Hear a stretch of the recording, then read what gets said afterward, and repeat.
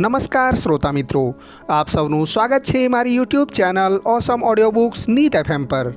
આજે હું આપના માટે લઈને આવ્યો છું એક અદ્ભુત અને મહત્વપૂર્ણ ધાર્મિક ઓડિયો બુક, જેનું નામ છે નિર્જળા એકાદશી મહિમા, એક જ વ્રતથી 24 એકાદશીનું પુણ્ય, ભીમ એકાદશીની સંપૂર્ણ કથા।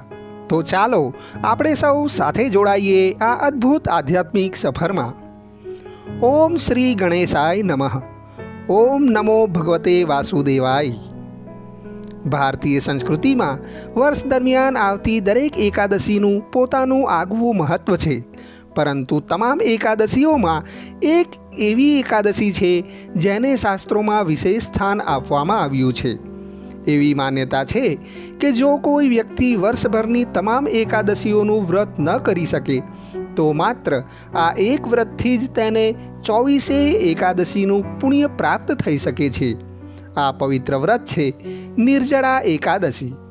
આજે આપણે જાણીશું નિર્જળા એકાદશીનું રહસ્ય શું છે, શા માટે આ વ્રતને તમામ વ્રતોમાં શ્રેષ્ઠ માનવામાં આવે છે, મહાબલી ભીમસેને આ વ્રત શા માટે કર્યું, મહર્ષિ વ્યાસજીએ તેમને શું ઉપદેશ આપ્યો, અને આજના સમયમાં આપણે આ વ્રતમાંથી શું જીવન મૂલ્ય શીખી શકીએ।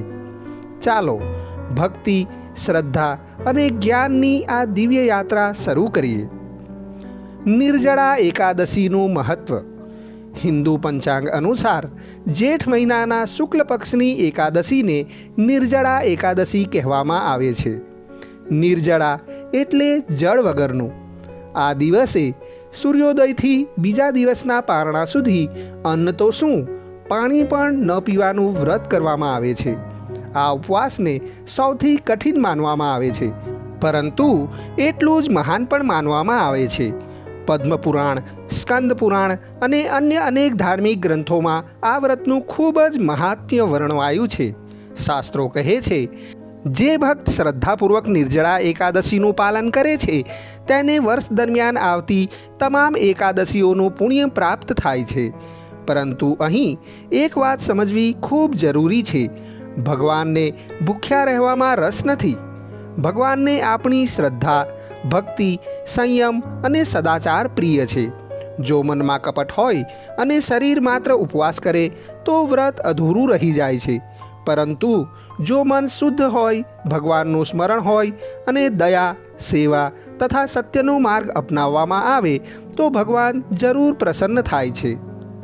ભીમસેનની કથા। હવે સાંભળીએ તે પ્રસંગ જેના કારણે આ એકાદશી સમગ્ર વિશ્વમાં પ્રસિદ્ધ બની। મહાભારતના સમયમાં પાંડવો ભગવાન શ્રી કૃષ્ણના પરમ ભક્ત હતા। ધર્મરાજ યુધિષ્ઠિર, અર્જુન, નકુલ અને સહદેવ નિયમિત રીતે દરેક એકાદશીનું વ્રત કરતા। માતા કુંતી અને દ્રૌપદી પણ એકાદશીનું પાલન કરતા, પરંતુ 5 પાંડવોમાં એક એવા હતા જેમને ઉપવાસ કરવો ખૂબ જ મુશ્કેલ લાગતો। તે હતા મહાબલી ભીમસેન। ભીમનું શરીર અત્યંત બળવાન હતું, તેમની ભૂખ પણ અસાધારણ હતી। મહાભારતમાં વર્ણન મળે છે કે ભીમના પેટમાં વૃક અગ્નિ પ્રજ્વલિત રહેતી હતી, એટલે તેઓ લાંબા સમય સુધી ભૂખ્યા રહી શકતા નહોતા। દર 15 દિવસે આવતી એકાદશીનું વ્રત તેમના માટે લગભગ અશક્ય હતું। ભીમસેન વ્યાસજી પાસે પહોંચે છે। એક દિવસ ભીમસેન પોતાના દાદા સમાન પૂજ્ય મહર્ષિ વેદવ્યાસજી પાસે પહોંચ્યા। વિનમ્રતાથી તેમના ચરણોમાં નમન કરીને બોલ્યા, હે ગુરુવર, મારા બધા ભાઈઓ, માતા કુંતી અને દ્રૌપદી દરેક એકાદશીનું વ્રત કરે છે। ભગવાન શ્રી કૃષ્ણ પણ મને ઉપવાસ રાખવા કહે છે, પરંતુ હું સત્ય કહું છું, મારા માટે ભૂખ સહન કરવી અત્યંત મુશ્કેલ છે। હું જો એક દિવસ ભોજન ન કરું તો મારું શરીર નિર્બળ થઈ જાય છે। શું એવો કોઈ ઉપાય છે કે જેમાં હું દરેક એકાદશી ન કરી શકું છતાં તેનું ફળ પ્રાપ્ત કરી શકું? ભીમસેનની વાત સાંભળીને મહર્ષિ વ્યાસજી સ્મિત કરવા લાગ્યા।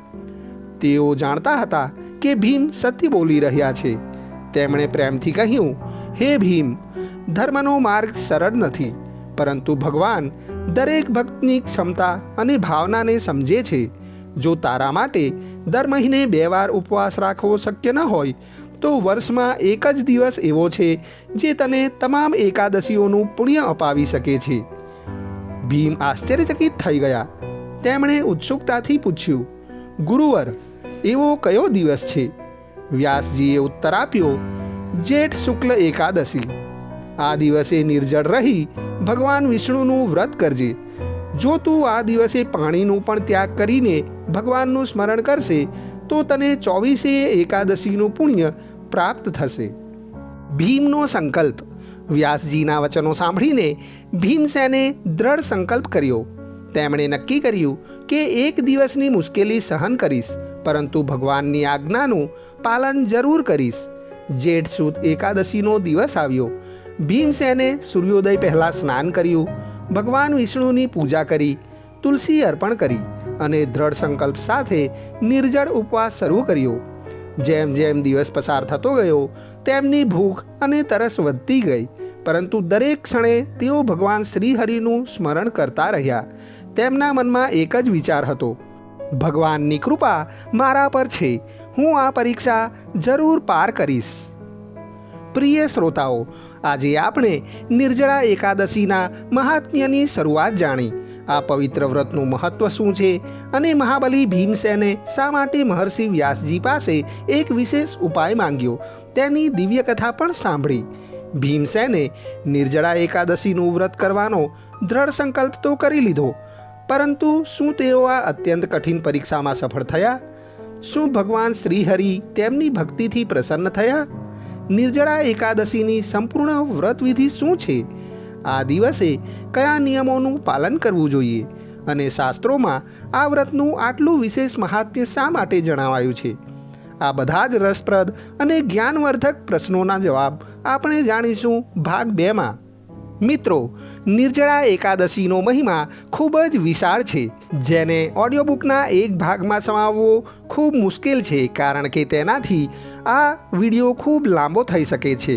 માટે હું આપના માટે ભાગ 1 થી 3માં એ રજૂ કરીશ. જો આપને આ ઓડિયો બુકનો પ્રથમ ભાગ ગમ્યો હોય તો તેને જરૂર લાઈક કરો, તમારા પરિવાર અને મિત્રો સાથે શેર કરો અને આવી જ સુંદર ધાર્મિક ઓડિયો બુક સાંભળવા માટે મારી channel awesome audio books Neet એફએમને સબસ્ક્રાઈબ કરવાનું ભૂલશો નહીં. હું ફરી મળું છું નિર્જળા એકાદશી મહિમા ભાગ 2 સાથે. ત્યાં સુધી આપ સ્વસ્થ રહો, સુરક્ષિત રહો. જય ભારત, જય હિન્દ, જય શ્રી હરિ. ઓમ નમો ભગવતે વાસુદેવાય. અસ્તુ.